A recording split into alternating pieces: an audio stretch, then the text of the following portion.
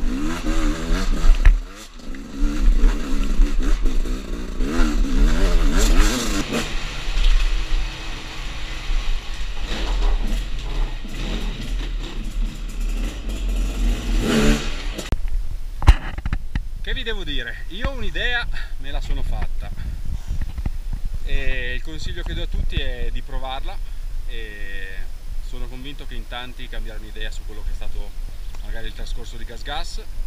E qui inizia una nuova generazione di moto e provare per credere. Enduroblogger, se lo sai, se non lo sai te lo dice il blogger.